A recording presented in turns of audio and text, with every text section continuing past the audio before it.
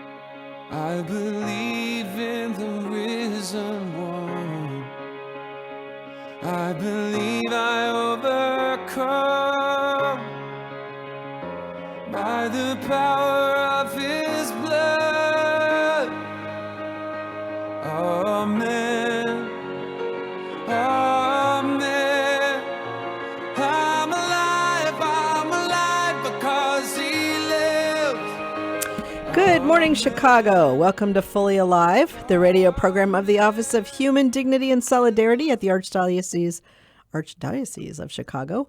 I'm Dawn Fitzpatrick, your host, and my co-host is Ray Pingoy.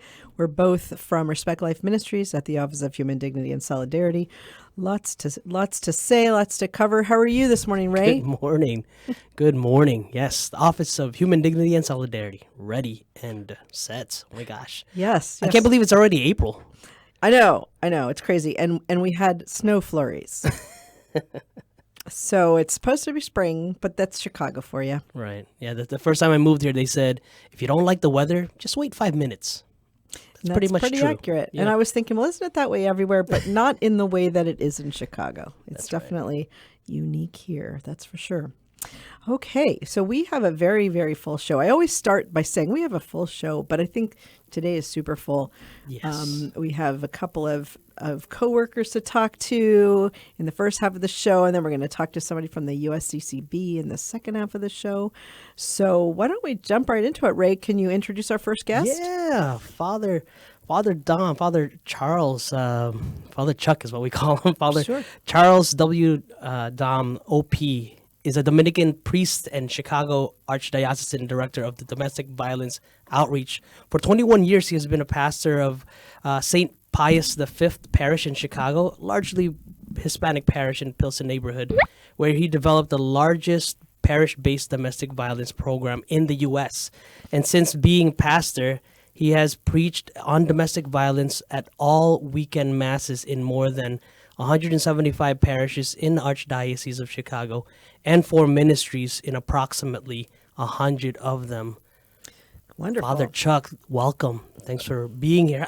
Father Chuck, actually, I want to jump into the question real quick because this is amazing, and I've met you a few years back, and this is a beautiful ministry, much needed ministry you've started here in the Arch.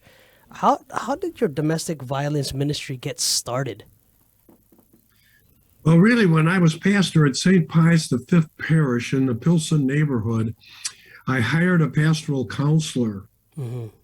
And one day she said, Father, almost all my clients are women, and most of them are victims of domestic violence. Wow. And I had no idea. And I knew many of those women, but I didn't see the problem. So I asked her, I said, you have to help me understand domestic violence, be able to recognize it, and know how to respond to it. So she did. Mm-hmm. And the more I learned, the more I spoke about it, and the more I spoke about it, more people came. So we had to look for funds to hire more counselors. Wow. So that's how we grew from one counselor to having 7 full-time people working on domestic violence. So we did... we worked with their children. We worked with those who cause harm.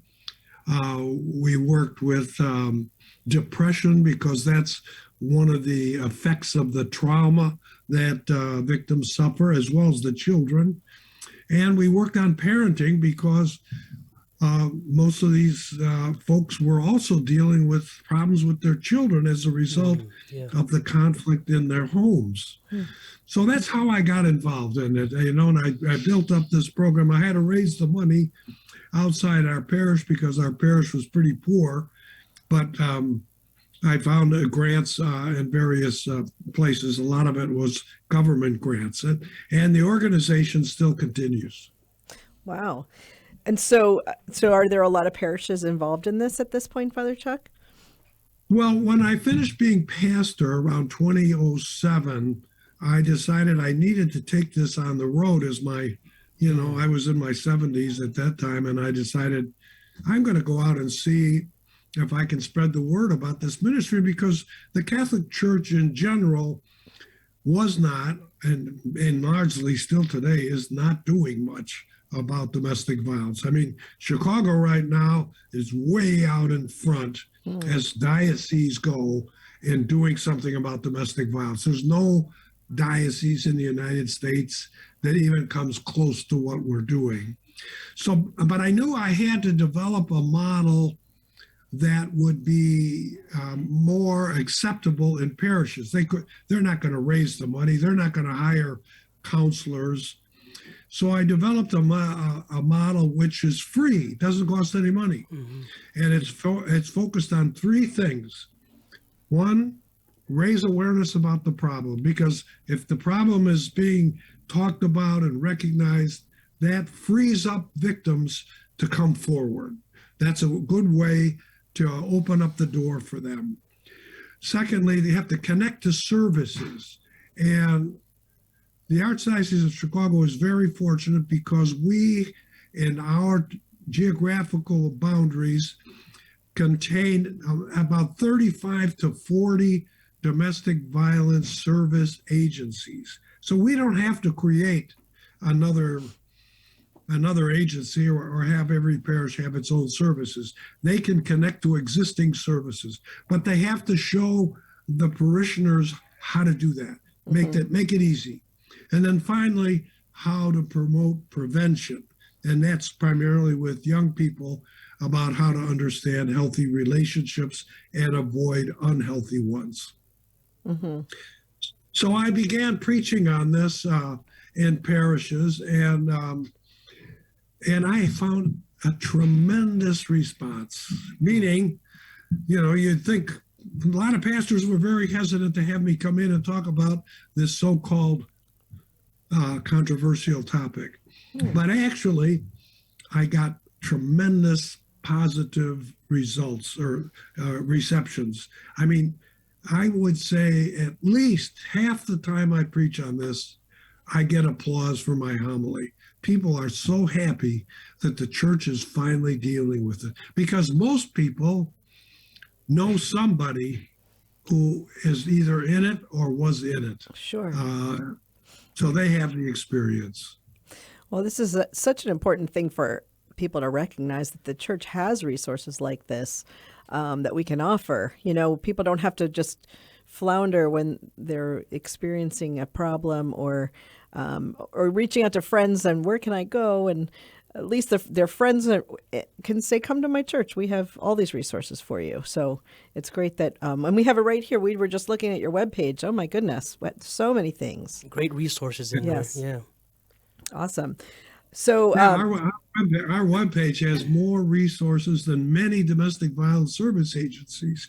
We have a ton of stuff there, and Right. I encourage anybody to go see it. Absolutely, that's really impressive. So what are your plans for the future of the domestic violence outreach ministry?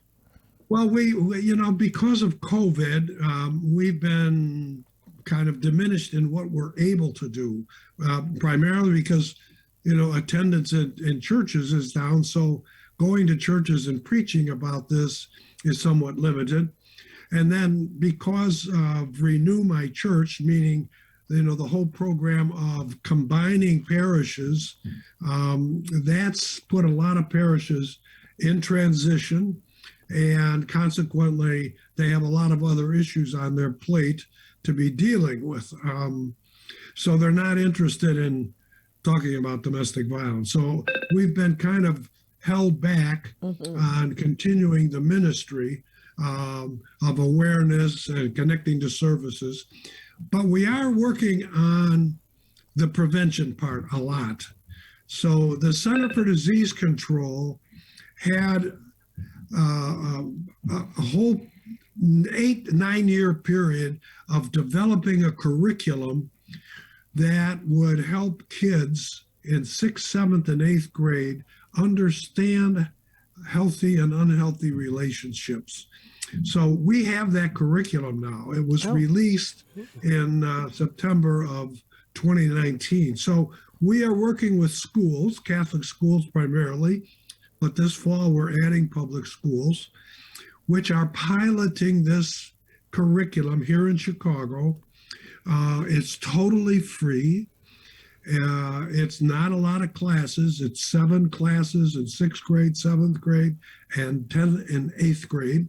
We provide the materials free. We coach the teacher and train the teacher on how to teach it so that she can do it year after year in that school. Great. So after we do this in 6th, 7th, and 8th grade over a period of 3 years, we're going to the superintendent and the school board, the Archdiocesan Catholic School Board, and we're going to say, look, this works. This works for our kids, keeps them safe from violence and abuse. It's been proven, evidence-based. So it's been validated by experience. So we're hoping that they will say, okay, let's figure out how we're going to incorporate this in every Catholic school. Yeah. So that's what we're working on. And we're also working on it in public schools. So the state of Illinois passed this past year a law which requires every school, every grammar school in the state to have a program of helping kids grow personally, okay? And that includes understanding healthy and unhealthy relationships. So we are getting the CDC's, the Center for Disease Control's curriculum. We're hoping to get that as one of the key curricula that would be proposed and recommended by the Illinois Board of Education for schools to implement at their local level. So we have a lot of work that we're doing. So I'm calling a lot of schools. We know any of the Catholic schools that would like to have this, try this curriculum out, see if it works with their kids.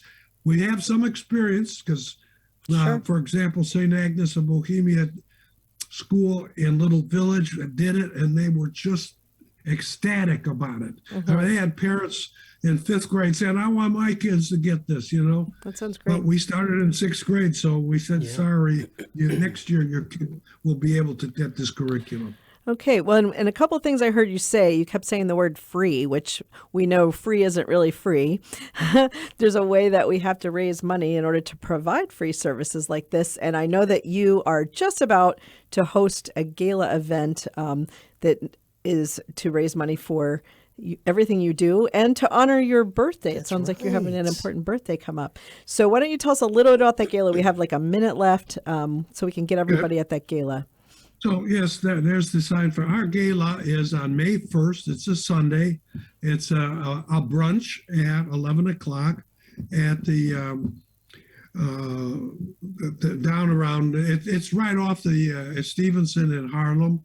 And there's the information there. It's only $60. We want to really call people together to talk about how we're doing in the Archdiocese.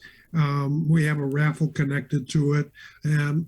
But basically, we're really looking for donations that will help us continue our work because we don't get any money from the Archdiocese of Chicago. We live off of donations. Like when I go to parishes, I ask for donations.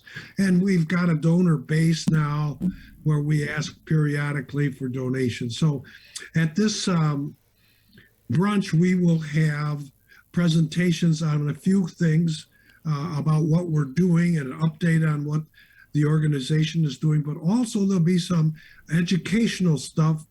We have 2 speakers who will be dealing with those who cause harm as well as children who are traumatized by abuse in their own homes. Okay. Well, that sounds like a worthy event, and everything you're talking about is such great work. We thank you so much, Father Chuck, for doing God's work and for all of this incredible ministry that you've brought to us and to the whole country, it sounds like. So thanks so much. We have to go to break, and we encourage everyone, attend your gala or go to your website and figure out how to donate so we can continue this great work. Thanks, Father Chuck. Thank you. Take care.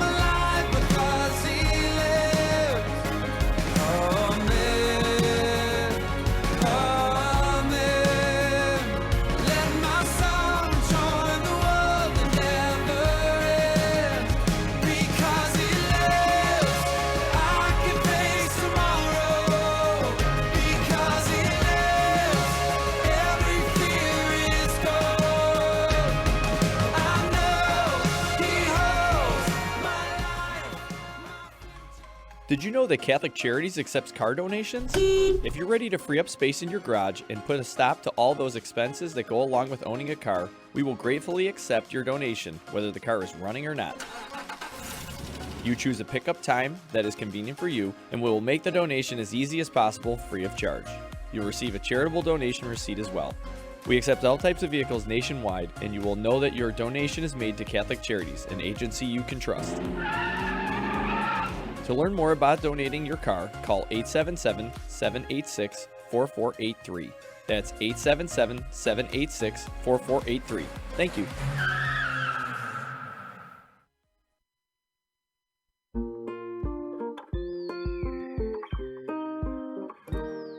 I feel special. I feel great. I got good grades.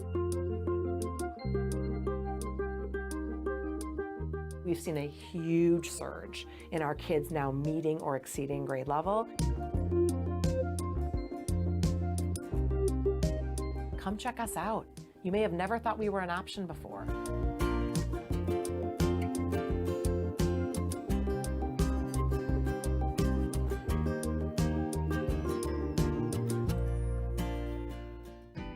We are hiring. Catholic Charities of the Archdiocese of Chicago is looking for mission-driven individuals who want to help make a positive difference in the lives of people in need throughout Cook and Lake counties.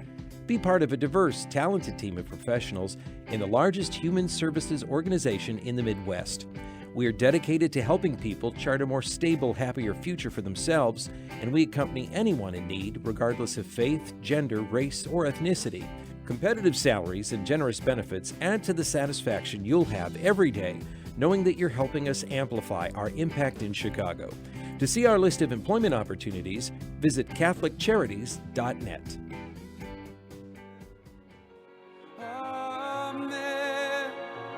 I'm alive because he lives. Amen. Amen. Let my song join the world that never ends because he lives.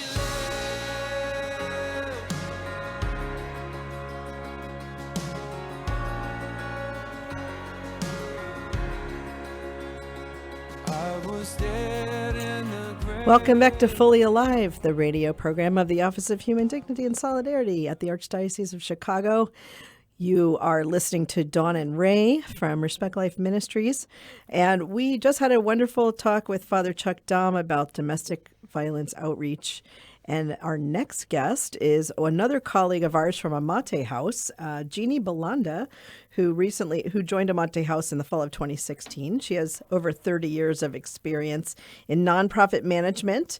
Before coming to Amate House, she worked in economic development of Indigenous Maya women.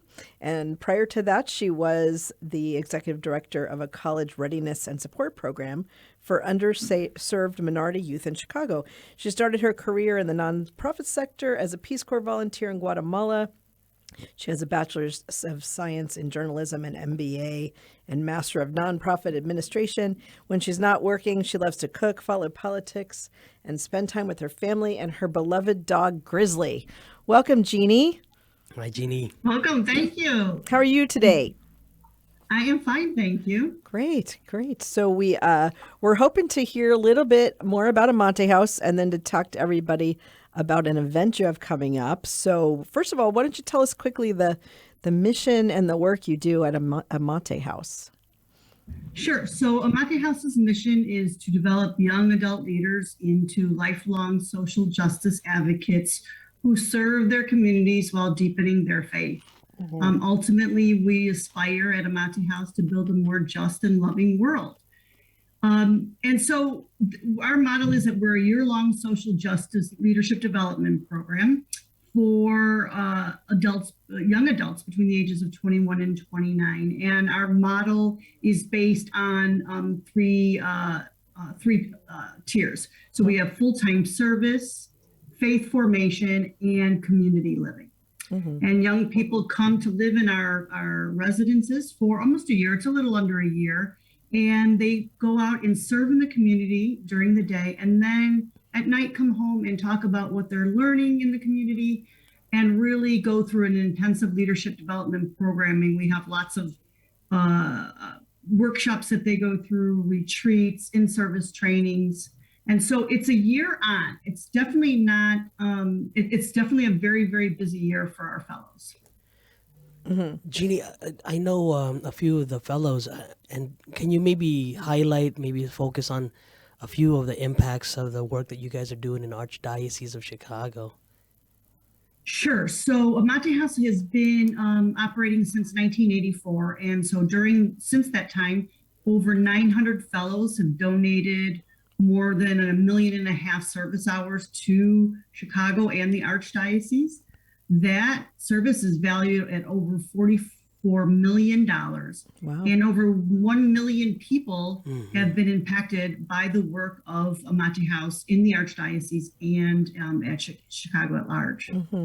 I know we have an intern from Amate House in our office right now, and she's just delightful. That's Eliza Nguyen. And we had her on the radio program a few months ago, and she talked a lot about what she's been learning and doing and her experience at Amate House and at the Archdiocese. So that was just great. What are some of the other places that your interns are serving? So we have interns at, well, we call them fellows, but we have them at Our Lady of Tepeyac High School. We also have them at an organization called One-on-One, which is a job development program. We have them at the Marjorie Kovler Center that we're working with refugees displaced by war. We also have fellows working at Sarazin in domestic violence.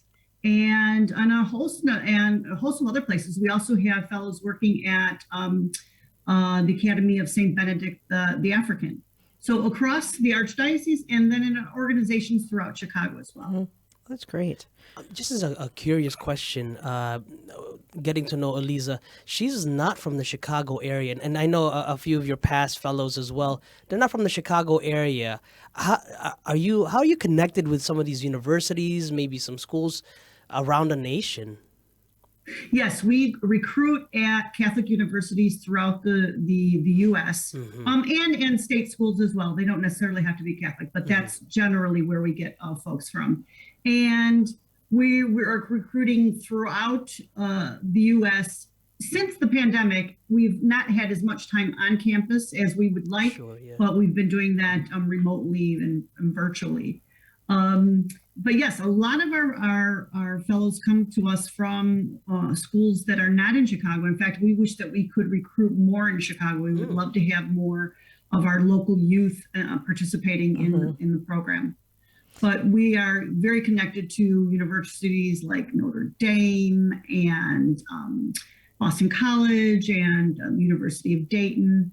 So all over the U.S., Loyola and Marymount in California. And I know that Eliza, although she's from California, she went to Cornell. That's right, yeah.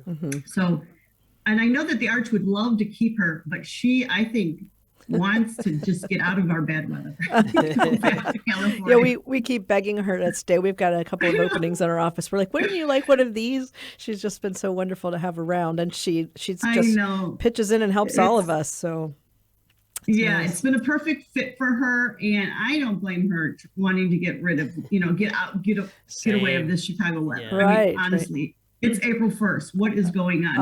I know.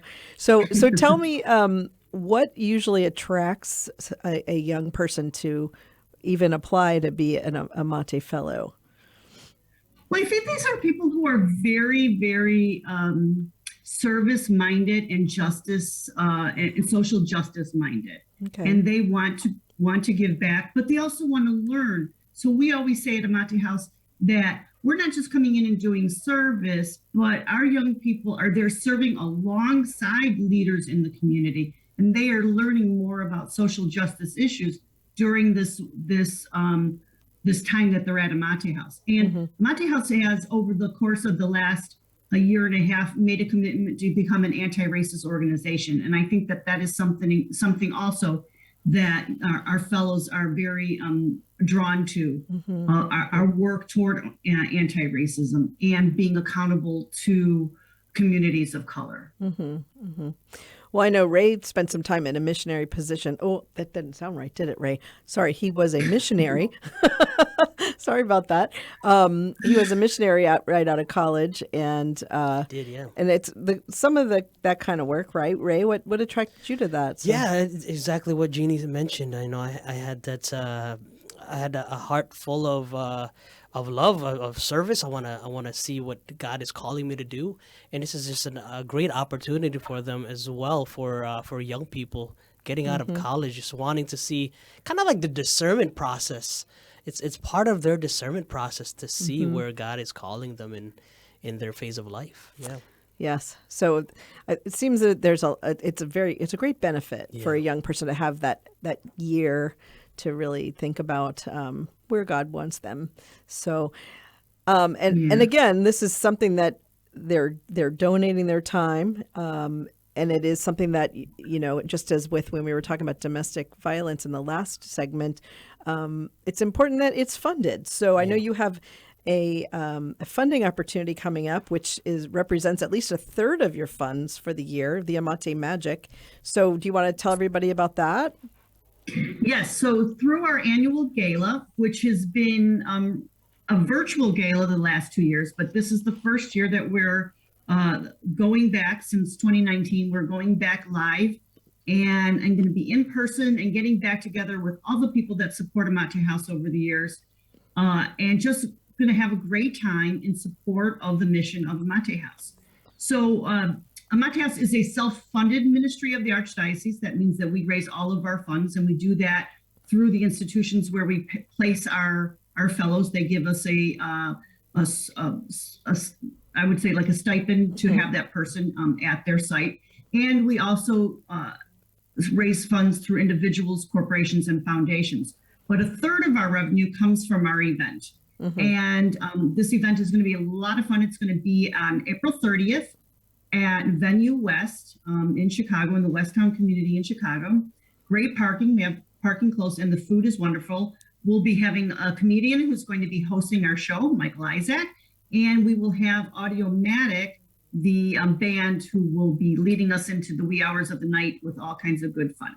Great. So we are very excited, looking forward to it, and we're really reaching out to the wider Catholic community and saying, hey, please come out and support this work that we're doing.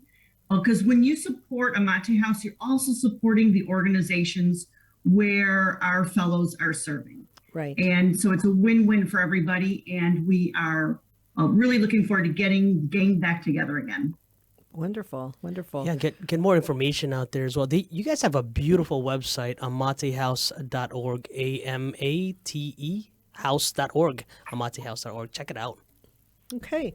So thanks, Jeannie, for sharing a little bit about what you're doing at Amate House and how everyone can get involved and help out. Maybe they could recommend a young person that might want to come and join you. They can go to your website, donate, and or buy a ticket to the Amate Magic. So thanks so much. It's time for a break, and we'll be back in just a moment with our third guest.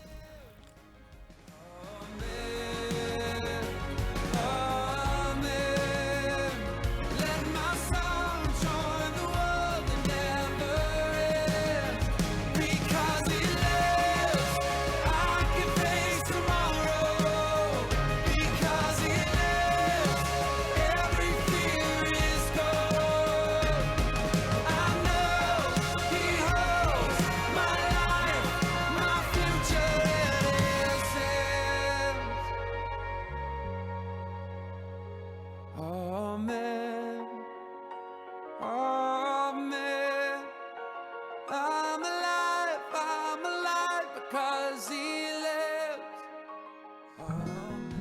At Catholic Charities, we fight hunger in Chicago throughout the year. Our 6 regional offices in Cook and Lake counties work together to offer sit-down and to-go meals to anyone in need. We deliver meals to those who are homebound, and our 8 food pantries offer 3 to 4 days of food supplies based on household size. Participants in these programs have the opportunity to learn about other Catholic charity services that strengthen individuals, families, and their communities. The challenges for those dealing with food insecurity are especially great during the winter months. To learn how you can help those who are hungry in your neighborhood, visit CatholicCharities.net or call 312-655-7525. That's 312-655-7525. Thank you for your generosity. I am a seminarian. The church needs compassionate and well-trained priests to help guide each of us through life. What inspires me, what draws me always to the priesthood is continue to see priests be a beacon of hope for other people. You can play a part in the education of these young men as they prepare for a life of service to others. I want to be that beacon of hope too, and it sets my heart on fire. To support our seminarians, make your gift at archchicago.org/seminarian fund or call 312-534-7959. The Cemetery Ministry is a core ministry of our Catholic faith tied to the corporal works of mercy. It's comforting to know that our Catholic cemeteries are caring for the remains of our loved ones awaiting the resurrection. There are 44 Archdiocese of Chicago Catholic cemeteries willing to help you in your time of loss. Call 708-449-6100 or visit CatholicCemeteriesChicago.org. Catholic Cemeteries, serving the Catholic community since 1837. You're listening to Catholic Chicago. Ahead, the Archdiocese of Chicago brings you programs about the people, events, and issues that touch our lives. Thanks for letting us be part of your morning. Now again, Catholic Chicago.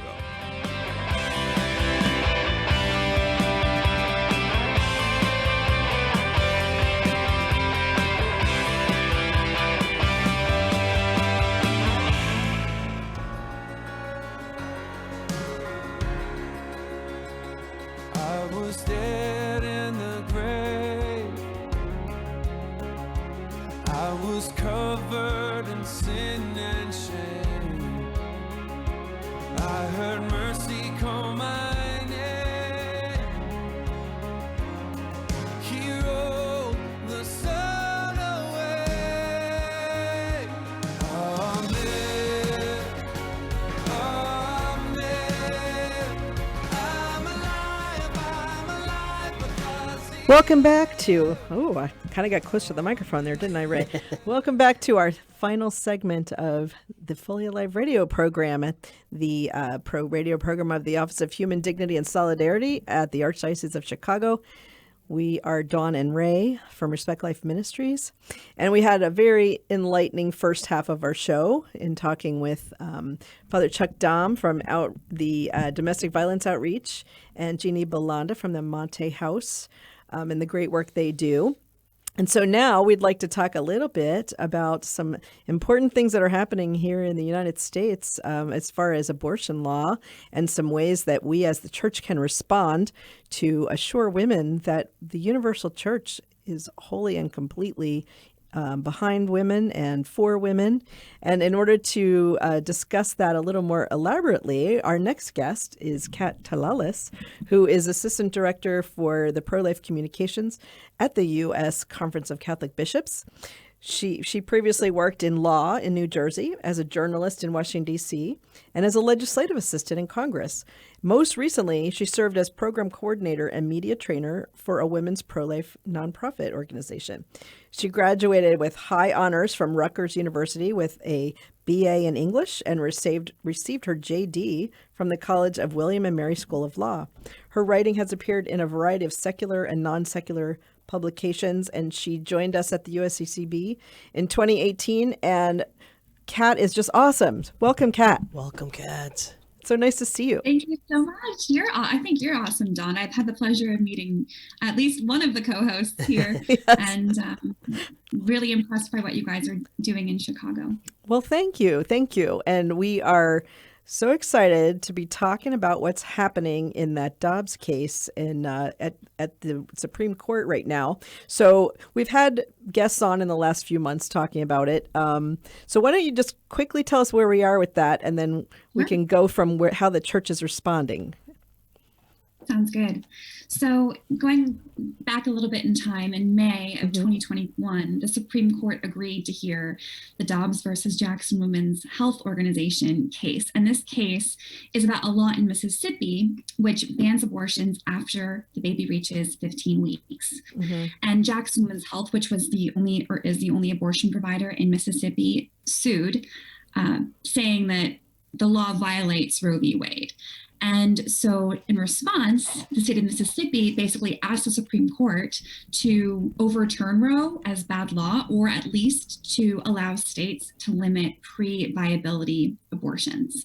So that's sort of the background of what happened in May of 2021. We heard oral arguments later that year, and now we are waiting on a decision, hopefully to come really honestly anytime between now and June.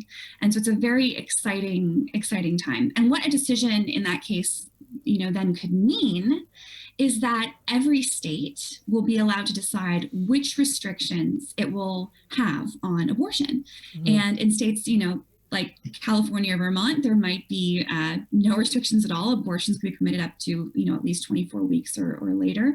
And in other states, like Texas or Mississippi or others, there could be much stricter restrictions on abortion, ultimately lowering the number of abortions substantially. So it's a very exciting time right now as we anticipate the outcome of this ruling. Sure.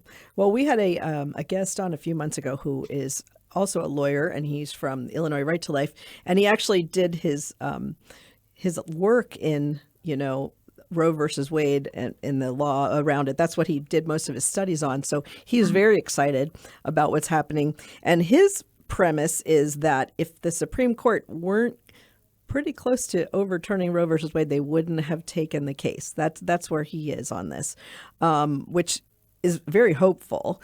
I know that, it almost feels like they should have come down with that decision already, but, there's so much going on and they have to make sure they get all of their opinions correct. And of course, when, this is so controversial, apparently they like to wait until kind of the end of the session to come back with their opinions. I mean, are you kind of in the same boat as he was on that? I'm certainly very hopeful as well. Again, it does seem unlikely that the Supreme Court would take this case at all if they weren't planning on doing something about it.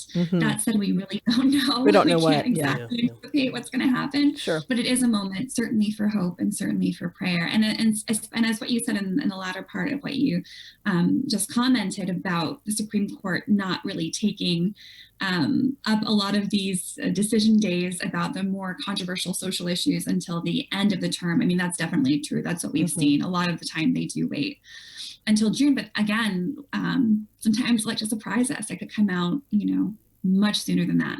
Sure. And I mean, it could mean Roe versus Wade goes away. It could mean that the law changes a little bit. It could mean that everything gets returned to the states, which is kind of what we're assuming is the main outcome that would happen, right? If it's found in our favor, it's going back to the states. Doesn't mean abortion goes away, and that's an important thing for people to realize. They're looking at it as a constitutional issue. Do we have a right to abortion in our Constitution, right? So exactly. Yes. So this, even if Roe v. Wade is overturned, that does not mean that women can no longer get abortions in this country. It just means that certain states will allow it and certain states will not. Again, it's really positive because it means, again, we can drastically reduce the number of abortions, the number of children who are killed, the number of women traumatized by this, very terrible act. But it does not mean that abortion all of a sudden goes away here in the U.S. Well, and most of our listeners are probably aware we have terrible laws on abortion here in Illinois. And as a matter of fact, our Illinois legislature has kind of positioned our state to be ready to kind of catch the ball when when and if Roe versus Wade is overturned, and to become just a huge place for like a destination spot even for people, because there's a lot of states surrounding us that have much more restrictive laws than we do. And we've already seen that people are crossing the border to come get abortions here for all the reasons that Illinois has made it simple and affordable and even free.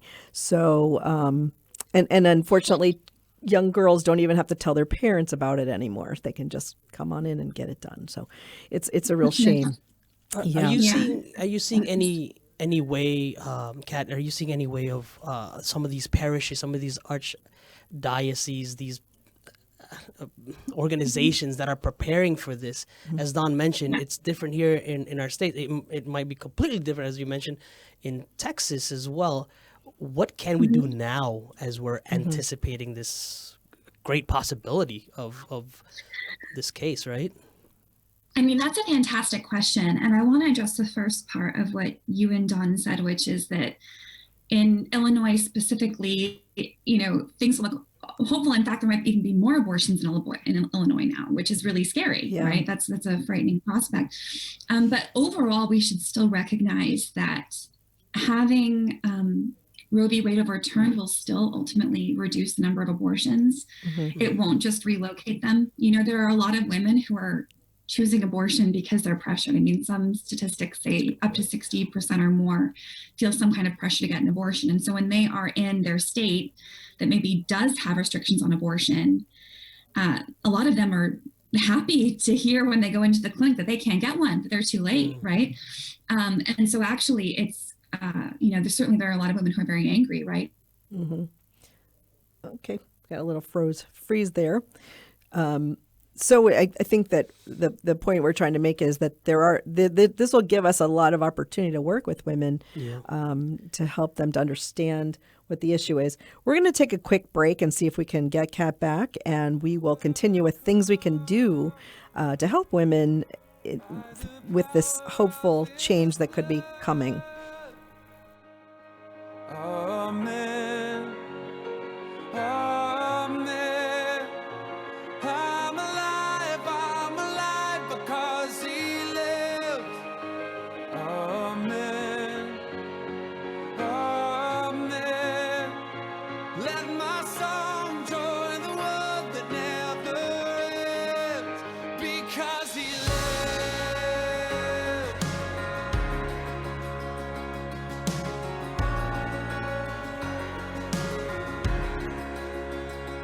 I was dead in the grave. Did you know that Catholic Charities accepts car donations? If you're ready to free up space in your garage and put a stop to all those expenses that go along with owning a car, we will gratefully accept your donation, whether the car is running or not. You choose a pickup time that is convenient for you, and we will make the donation as easy as possible free of charge. You'll receive a charitable donation receipt as well. We accept all types of vehicles nationwide, and you will know that your donation is made to Catholic Charities, an agency you can trust. To learn more about donating your car, call 877-786-4483. That's 877-786-4483. Thank you.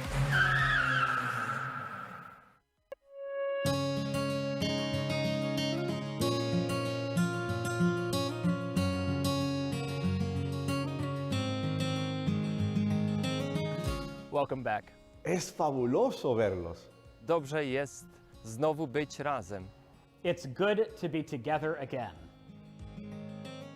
After so many months apart, pandemic capacity limits have been lifted, and we want to welcome everyone back to church. We can all pray together again. And listen as our choirs lift their voices in song. We've been together in spirit. And now, when you are ready, our doors are open wide. Nuestras puertas están abiertas de par en par. Nasze drzwi są otwarte. And we're here to welcome you back to Catholic Mass.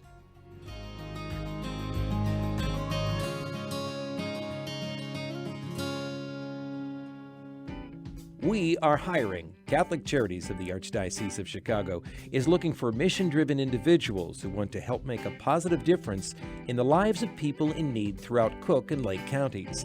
Be part of a diverse, talented team of professionals in the largest human services organization in the Midwest. We are dedicated to helping people chart a more stable, happier future for themselves, and we accompany anyone in need, regardless of faith, gender, race, or ethnicity. Competitive salaries and generous benefits add to the satisfaction you'll have every day knowing that you're helping us amplify our impact in Chicago. To see our list of employment opportunities, visit CatholicCharities.net. Overcome by the power of His blood. Amen. Amen. I'm alive because He lives. Amen. Amen. Let my song join the world that never ends because He lives.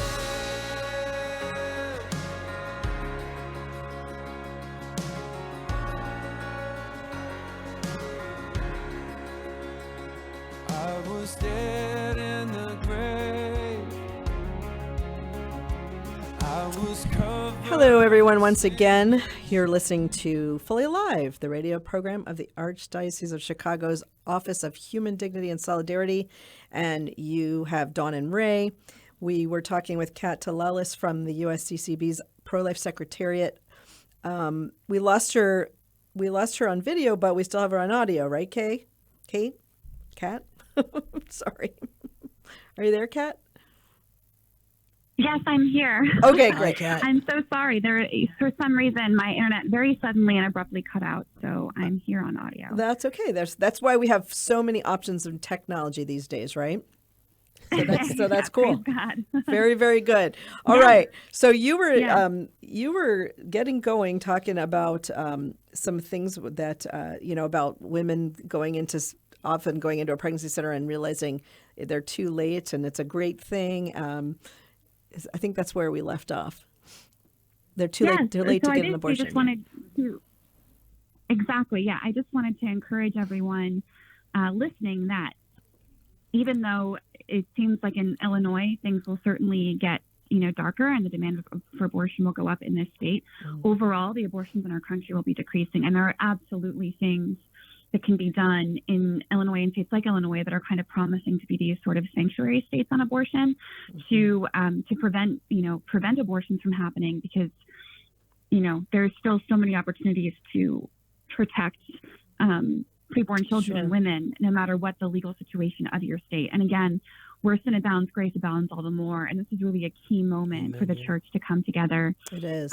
And to provide the prayer and the fasting against the strongholds that keep abortion legal, and also to come together and provide support and services and friendship to women who are facing challenging pregnancies, so that we make abortion not only hopefully one day illegal but unthinkable.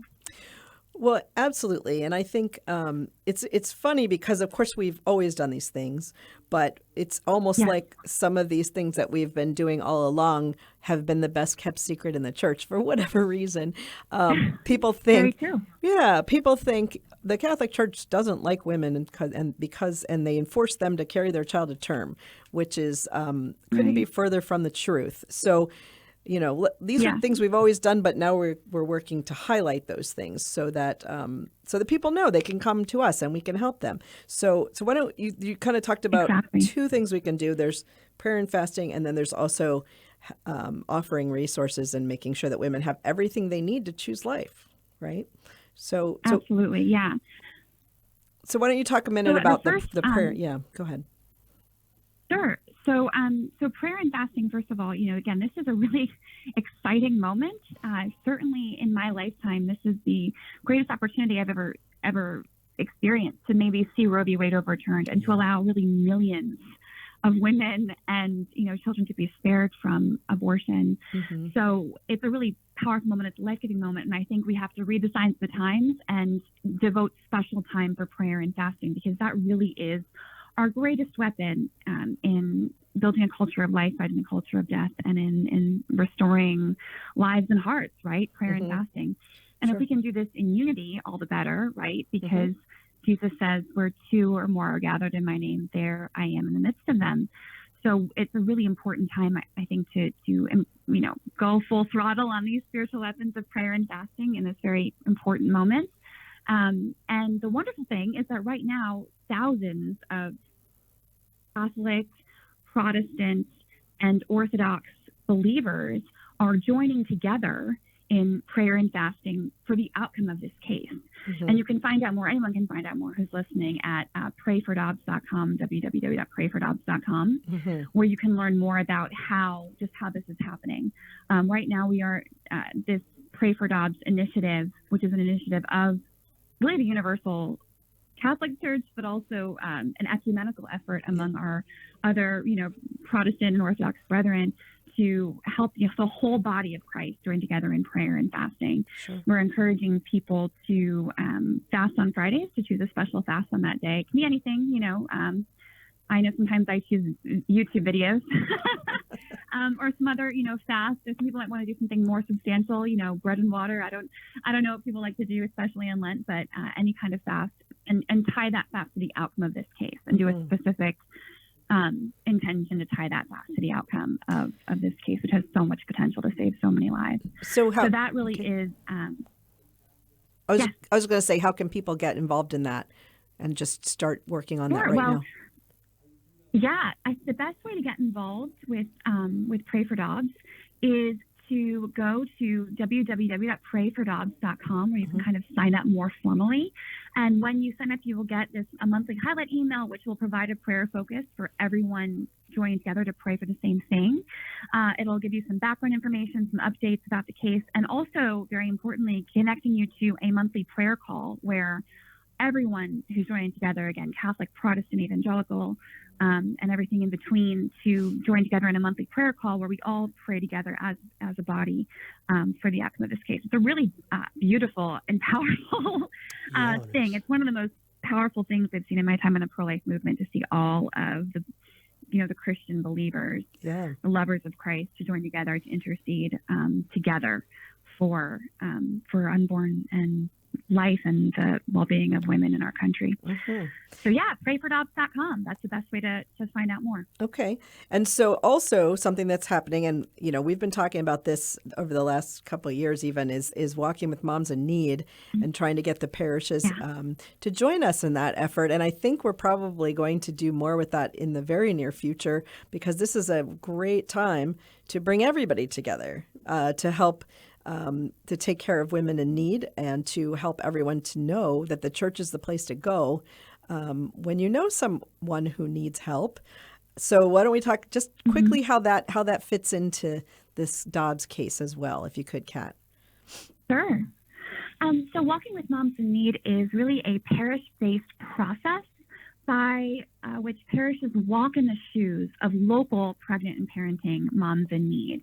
It's a process by which parishes can kind of ask themselves the questions, like, if I was, pregnant and struggling and in a bad relationship, and I had, nowhere to go, what would I do? Where would I go? Would I even find, the resources I needed? Would I know that that I could walk into a Catholic church and get help? And would the people who I meet at that local parish know how to help me? Our vision for Walking with Moms in Need is that any woman in a challenging pregnancy or who's parenting young children could walk into any Catholic parish and talk to any Catholic parishioner, and they would be able to help them. Right. And they would know where to refer them, what to say, what to offer them. And that's really our goal and our vision for this. But as you said, and as you noted, very truthfully, a lot of times the church is already doing these really great things. We have amazing, service organizations. We have Catholic Charities. We have St. Vincent de Paul. We have pregnancy care centers. A lot of us do. We often have Catholic clinics where women can get free or very low cost healthcare, and for them and their children. We have again, through Catholic Charities, women can get help with housing and all kinds of material assistance. But the reality is often that these services aren't really always integrated in a meaningful way, and they're not always communicated at the parish level. Well, and this so Walking with Moms in Need does. Go ahead. Oh, sure. Sorry. That's okay. So Walking with Moms in Need does is it kind of creates an opportunity to do a process by where all of these things are looked at and tied together, and where parishes can be these kind of focal connecting points to these various ministries and services, and again offer that personal accompaniment and friendship in helping women navigate these services. Sure. Well, and earlier we interviewed Father Chuck Dahm, who's in charge of our domestic violence outreach, and all of the work he's doing could be highlighted through Walking with Moms in Need too, because this is, if somebody is coming to the parish because they're being abused or hurt, then his ministry would be highlighted through Walking with Moms in Need and give them the resources they need for counselors or whatever services they need, housing, whatever. So, that's what it's all about. So we're hoping that we're going to focus more on that in the next few months, along with the prayer and fasting effort, so that we can be here for everyone, and we can make sure that it's easy to make a choice for life. Or whatever a woman needs is taken care of. So, all right. Well, I'd like to thank you, Kat, for joining us. We're just about out of time. I know Ray had a couple other things he wanted to mention really quick, but thanks so much, Kat, for being with us. And Ray, what was the next thing you wanted to? Yeah, great. Yeah, another opportunity again. Thanks, Kat, for joining us. We had a fast-paced show, right? We sure did. Just another opportunity for everyone to join us in our Pastoral Migatoria has this Lenten campaign, and they're ending it this coming Holy Week. So they're ending it on Wednesday, April the 13th, with their continued rosary prayer, and they have different languages that's praying each decade.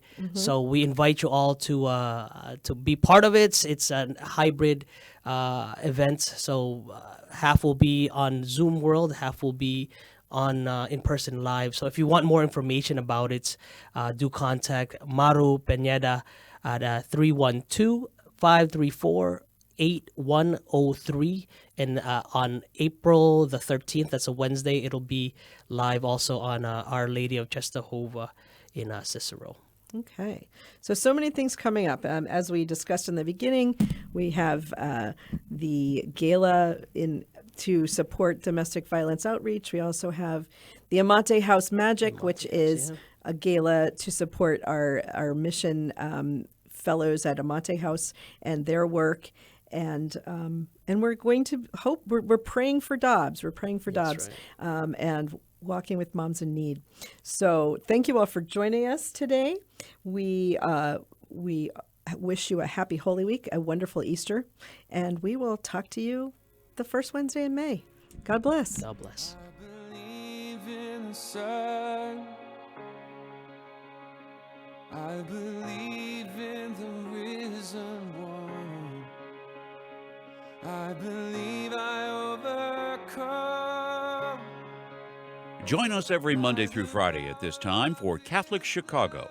You can stream our programs live or listen to past programs by visiting our website, archchicago.org, and clicking on Radio TV. And please connect with Catholic Chicago on social media. Amen. Amen. Let my song join the world that never ends, because he lives.